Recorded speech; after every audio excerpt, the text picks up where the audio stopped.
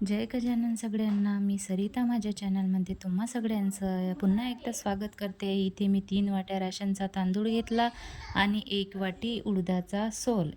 3:1 हे प्रमाण इडलीसाठी बेस्ट आहे. तर थोडेसे मेथीचे दाणे टाकून हे जाड तांदूळ स्वच्छ 4-5 पाण्याने स्वच्छ धुवून घ्यायचे आणि नंतर 4-5 तासासाठी पाण्यात भिजत घालायचे.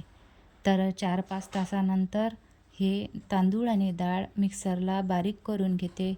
थोडे थोडे डाळ आणि तांदूळ बारीक करायचे, त्यात पाणी पण टाकायचं आणि असं बॅटर तयार करून घ्यायचं आणि रात्रभर हे बॅटर आपल्याला ठेवून द्यायचं असंच झाकून. तर सकाळी पाहायचं, पहा किती छान फुगलेलं आहे हे बॅटर.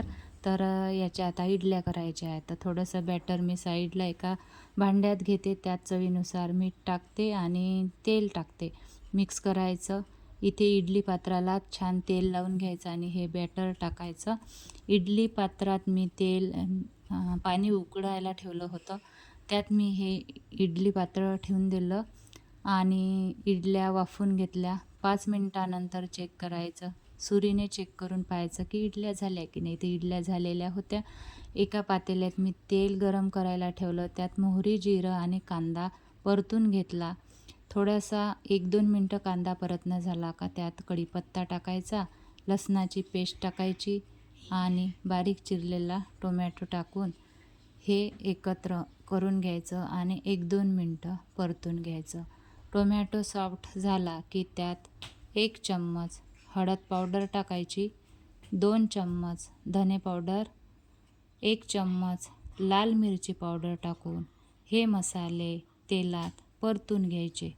परतणं झाले की यात पाणी पण टाकायचं आणि इथे मी सांबार मसाला टाकला आहे 2 चम्मच. तर 1 वाटी तूर डाळ मी 3 ते 4 शिट्ट्या आणून छान मऊ शिजून घेतली होती. त्यात पाणी टाकून असं त्याचं वरण करून घेतलं. आता हे वरण यात टाकलं आणि एकत्र करून घेतलं.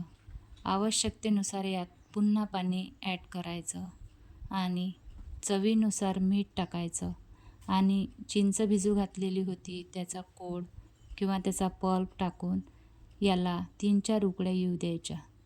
उकळी आली की गॅस बंद करायचा. आपला सांबार रेडी आहे. तर अशा प्रकारे इडली आणि सांबार नक्की करून पहा. मऊ लुसलुशीत इडली होते. 3 वाट्या तांदूळ आणि 1 वाटी सोल या प्रमाणात जर घेतलं तर खूपच छान इडली होते. नक्की करून पहा. शेअर करा.